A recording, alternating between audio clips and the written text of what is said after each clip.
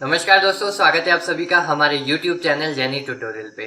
दोस्तों, अगर आप कोई मेडिसिन यूज करते हैं, कोई दवाई यूज करते हैं किसी बीमारी को, डिसऑर्डर को, डिजीज को ठीक करने के लिए, और अगर उस दवाई की रिएक्शन हो जाए, दवा रिएक्ट कर जाए, तो आप क्या करेंगे? और अगर उस दवाई की रिएक्शन हो गई है तो आपको कैसे पता चलेगा कि उस दवाई की रिएक्शन हो गई है? क्या क्या ऐसे सिम्टम्स है जिससे हमें पता चलेगा कि उस दवाई की रिएक्शन हो गई है बॉडी के अंदर? तो दोस्तों, वीडियो बहुत ही इंपॉर्टेंट है, एंड तक जरूर देखिएगा वीडियो को।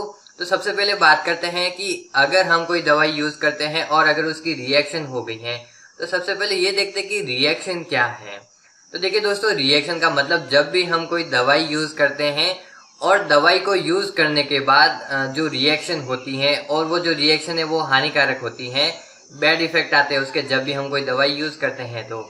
और ये जो रिएक्शन होती है ये अनवांटेड होती है, जिसको हम नहीं चाहते हैं, फिर भी ये इफेक्ट हमको देखने को मिलते हैं। तो ये होते हैं ड्रग का रिएक्शन हो जाना। तो दोस्तों, कभी कभी ऐसा होता है कि जब हम कोई दवाई यूज करते हैं तो दवाई यूज करने के बाद ही उसके इफेक्ट आने शो हो जाते हैं, या फिर कभी कभी ऐसा होता है कि हम कोई लंबे समय से दवाई यूज कर रहे हैं और उस दवाई को जब हम डिसकंटिन्यू करते हैं, तो डिसकंटिन्यू करने के बाद अगर कोई रिएक्शन होती है तो उसको बोलते हैं हम दवाई का रिएक्शन कर जाना, उस दवाई का रिएक्ट हो जाना। तो दोस्तों देखिए, अब हम इस रिएक्शन से कैसे बचेंगे, क्या क्या ऐसे उपाय करें ताकि हम इस रिएक्शन से बच सकते हैं, और क्या क्या ऐसे सिम्टम्स है जिसको हमें पहचानने में और आसानी हो जाए। अगर हम सिम्टम्स की बात करें तो कैसे हम पहचानेंगे कि बॉडी के अंदर उस दवाई की रिएक्शन हो गई है, क्या क्या ऐसे सिम्टम्स है, आइए जानते हैं।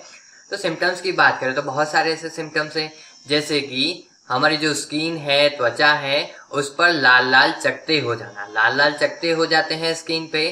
दूसरा, त्वचा पर नील पड़ जाती है। उसके बाद दस्त लगना, उल्टी होना, त्वचा पर सूजन आ जाना और चक्कर आना भी एक तरह से सिम्टम है अगर बॉडी के अंदर रिएक्शन हो गई है तो। इसके बाद एक और सिम्टम है जो कि सांस लेने में दिक्कत आना। जब भी हम सांस लेंगे तो सांस लेने में हमें कुछ अनकंफर्टेबल फील होगा, सांस लेने में दिक्कत आएगी।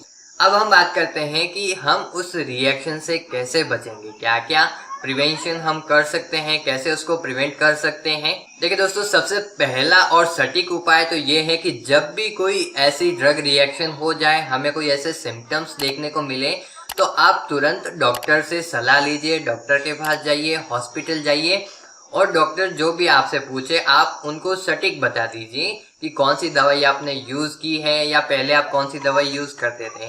सेकंड ये है कि जब भी आप डॉक्टर से दवाई लेवें, तो डॉक्टर से दवाई लेते टाइम या मेडिसिन लेते टाइम आप डॉक्टर से पूछ लीजिए उस दवाई के बारे में, पूरी डिटेल आप उस दवाई के बारे में जान लीजिए कि क्या क्या ऐसी रिएक्शन हो सकती है, क्या एलर्जिक सिम्टम्स हमको देखने को मिल सकते हैं। दूसरा ये है कि आप कोई भी मेडिसिन बिना डॉक्टर की सलाह के ना लें, एक बार डॉक्टर से जरूर कंसल्ट कर लें। अगर आप कोई दवाई या मेडिसिन किसी फार्मेसी स्टोर से लेते हैं, फार्मासिस्ट से लेते हैं, तो फार्मासिस्ट से भी आप एक बार उस दवाई के बारे में डिटेल ले लीजिए, उस दवाई के बारे में आप जान लीजिए। अब बात करते हैं कि अगर हम उस रिएक्शन से बचना चाहते हैं, जब भी हम हॉस्पिटल जाते हैं तो डॉक्टर जो है कौन सी मेडिसिन हमको प्रिस्क्राइब करते हैं। देखिए दोस्तों, जब भी ड्रग रिएक्शन हो जाती है, किसी दवाई की रिएक्शन हो जाती है, तो डॉक्टर क्या करते हैं, अगर आप कोई दवाई यूज कर रहे हैं तो उस दवाई को आपको डिसकंटिन्यू करना पड़ेगा। और दूसरी बात यह है कि जब भी कोई एडवर्स ड्रग रिएक्शन या फिर दवाई की रिएक्शन हो जाती है, तो उस टाइम या तो आपको एंटी हिस्टामिनिक ड्रग का यूज करते हैं, उसको ट्रीट करने के लिए, उस ड्रग रिएक्शन को ठीक करने के लिए, उसका इलाज करने के लिए। एंटी हिस्टामिनिक ड्रग क्या करती हैं, ये हिस्टामिन के रिलीज को बंद करती है, उसको इनहिबिट करती है, क्योंकि बॉडी के अंदर हिस्टामिन रिलीज होगा। हिस्टामिन के रिलीज होने से क्या होगा, बॉडी के अंदर बहुत सारी ऐसी एलर्जिक रिएक्शन हो जाती हैं, तो उन रिएक्शन को ठीक करने के लिए एंटी हिस्टामिनिक ड्रग जो है वो प्रिस्क्राइब की जाती हैं। ये डिपेंड करता है पेशेंट की एज पे, उनकी कंडीशन क्या है, बहुत सारे ऐसे फैक्टर्स होते हैं पेशेंट के, उस पर डिपेंड करता है कि डॉक्टर कौन सी ड्रग प्रिस्क्राइब करे। ये जो ड्रग होती है एंटी हिस्टामिनिक ड्रग, ये हिस्टामिन के रिलीज को बंद करेगी, यानी अगर बॉडी के अंदर या बॉडी पे कहीं, त्वचा पे कहीं सूजन अगर हो गई है, खुजली अगर हो रही है, चकत्ते अगर हो गए हैं, तो उसको ठीक करने में ये हेल्पफुल होती हैं। दूसरी जो ड्रग होती है दोस्तों वो होती है एपिनेफ्रिन। ये जो एपिनेफ्रिन होती है ये एनाफाइलेक्सिस होती है। अब यहाँ पे एक वर्ड है एनाफाइलेक्सिस। एनाफाइलेक्सिस का मतलब क्या होता है दोस्तों?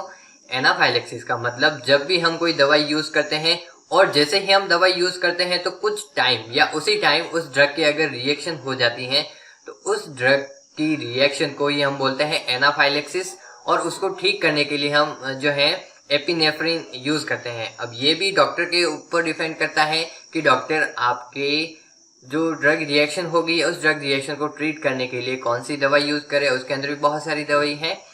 दूसरी जो ये है दोस्तों स्टीरॉइड। स्टीरॉइड क्या करती है? सूजन अगर हो गई है तो सूजन को ठीक करने के लिए यूज की जाती है। तो दोस्तों मैंने यहाँ पे कुछ मेडिसिन के नाम बताए हैं, तो आप डायरेक्टली इसका यूज ना करें।